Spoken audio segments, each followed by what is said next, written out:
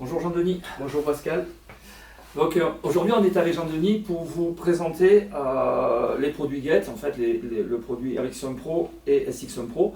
Beaucoup de gens nous envoient des messages, nous demandent en fait la différence fondamentale entre les deux. Aujourd'hui Jean-Denis va vous expliquer la différence entre un Ericsson Pro et un SXM Pro. Sur le SXM Pro 4 ans, vous avez un nouveau logiciel interne en fait, qui est beaucoup plus rapide, le processeur. Ensuite, on a la grosse nouveauté, le bouton qui est relié via le CAN. Donc tout ce qui passe les informations par le boîtier passe par le CAN. Alors le CAN, on peut faire un parallèle avec l'automobile, c'est-à-dire le compteur de l'automobile, à savoir que quand vous roulez, vous voyez vos RPM, vous voyez votre température d'eau, etc.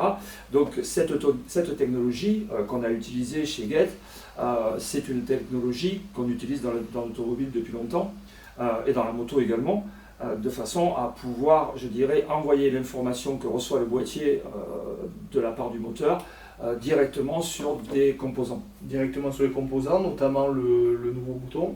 Donc on va pouvoir mettre la map 1, map 2, le GPA. Donc du coup on va pouvoir mettre de l'anti-patinage là cette fois-ci, mais grâce au bouton on va pouvoir régler les modes, donc mettre sur 1, 2, 3, 4, 5, activer, désactiver. Sur chaque map en plus. Sur chaque map, indépendamment de chaque map. Ensuite, notamment sur les KTM qui sont montés de série avec le quick shifter, du coup en montant le boîtier on a juste appuyé sur le bouton, le quick shifter est enclenché, on l'enlève, on peut l'enlever, mais pour ça après on le verra après en expliquant les différentes. Oui, on va faire un montage effectivement sur une moto. Et ensuite grâce à ça aussi, sur le nouveau SXM Connect, on va pouvoir avoir les data live, on va dire, donc c'est-à-dire les RPM, on va pouvoir contrôler les températures d'eau, tout un tas de choses. Exactement, c'est-à-dire que par exemple si vous voulez aller rouler et connaître votre température d'eau, il suffit de mettre votre smartphone sur le guidon via un support. Des supports, il en existe plein, donc nous on ne les vend pas, mais moi j'en ai un pour ma moto. Quand je vais faire de la moto, je le mets pour avoir le GPS, et à ce moment-là vous pourrez regarder exactement votre température d'eau, les régimes moteurs auxquels vous allez, etc. Tout ce qui va se passer en réalité sur la moto, les températures d'air, ce qui peut être une information importante, surtout je pense aux courses de sable, où il y a énormément de température, les motos prennent énormément de température, et souvent les gens ne savent pas les pics qu'ils vont prendre. Donc ça c'est quand même très intéressant. Même pour diagnostiquer de la panne aussi, pour voir via les codes défauts, mais aussi on peut contrôler les températures, s'il y a un défaut sur la sonde, notamment dans le sable, des fois en chauffant ça peut créer des soucis sur la sonde dès que ça chauffe bien, donc voilà, on peut trouver différentes pannes comme ça aussi, quoi. Le SXM Connect n'est pas uniquement, je dirais, un objet qui va nous permettre de voir les températures, de voir les régimes moteurs, mais également à l'intérieur on va pouvoir voir le nombre d'heures, avec le nombre d'heures qu'a tourné notre moto. On va pouvoir faire des diagnostics, c'est-à-dire aller chercher tous les capteurs sur la moto et voir s'ils sont en conformité. Donc ce qui peut être un outil intéressant, je dirais, quand vous avez un problème sur le circuit ou un problème chez vous, vous pouvez déjà isoler beaucoup de choses.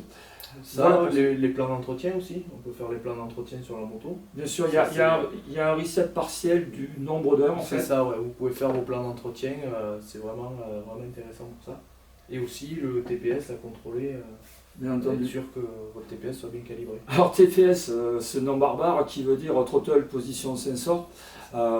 C'est exactement où se trouve la position de votre papillon, gaz fermé et gaz ouvert. Le calculateur en a vraiment besoin pour, je dirais, savoir si vous êtes à 0 d'ouverture de gaz ou à 100% pour adapter en fait derrière tous les temps d'injection. Sans ce TPS, en fait, la moto aujourd'hui ne peut pas fonctionner, ou fonctionne très mal, ou fonctionne très très mal.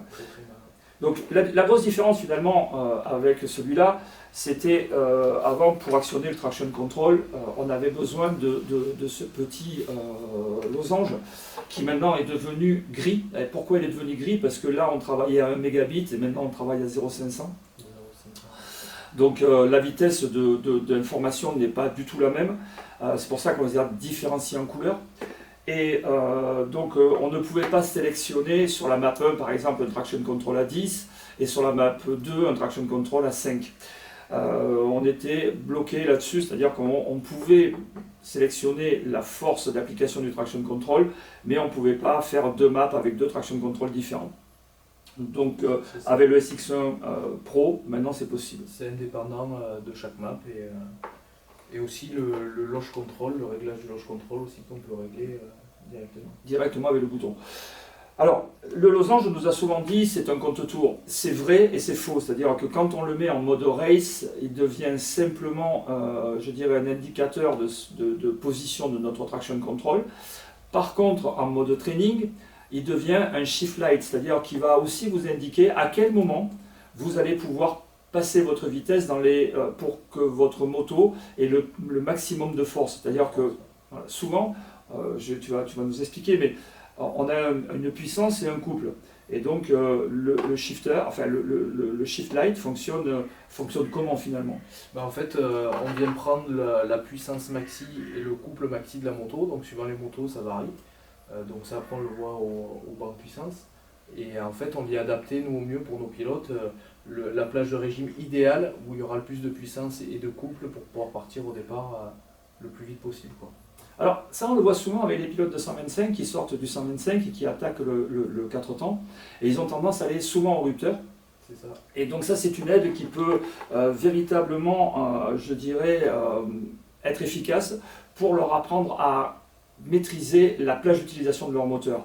Voilà, donc et également en mode training, si votre moto est en surchauffe, en fait vous allez avoir un voyant qui va s'allumer. Qui va s'allumer rouge. Et du coup sur le bouton maintenant, sur la nouveauté, vous l'avez directement sur le bouton aussi. En overheat, c'est-à-dire un H qui va s'allumer. Ouais, un H qui va s'allumer, notamment pour les courses de sable, des fois ça peut permettre de rouler différemment quand on voit Quand on voit le H, il faut faire attention. Non, en fait, les courses de sable, bon c'est vrai, mais l'avantage en fait pour les courses de sable aujourd'hui sur ce type de boîtier, c'est qu'évidemment quand on va rentrer en overheat, enfin en température élevée, on a la possibilité de mettre des stratégies de contrôle aussi, oui, bien sûr. Qui vont permettre, je dirais, au moteur alors, on ne va pas éviter qu'il casse si on est à 130 degrés, comme j'ai vu à Berck le week-end dernier, ou il y a 15 jours, je ne sais plus, des moteurs vont souffrir et vont forcément casser. Mais ça permet je dirais, de limiter entre guillemets la casse, et surtout ça permet aussi de finir sa course. Bon, après malheureusement en 130 degrés il faudra démonter, aller voir un petit peu ce qui s'est passé, mais donc la stratégie on peut également la mettre là-dedans de façon à éviter que le moteur casse. On me demande souvent, je ne sais pas toi si c'est pareil, quel est le meilleur produit? Je ne sais pas quel est le meilleur produit, c'est-à-dire que ça dépend véritablement de votre besoin, c'est-à-dire que la personne et de l'utilisation, tout à fait. On utilise aujourd'hui indépendamment le RX1 Pro et le SX1 Pro. Moi j'ai une préférence pour le SX1 Pro parce qu'il est un peu plus technologique. Mais bon. Technicité. Voilà, j'espère que ces explications-là, en tout cas, vous serviront et vous feront mieux comprendre en fait la technologie GET. Et maintenant on va passer au montage pour vous faire voir comment fonctionne le bouton. Allez, à tout à l'heure.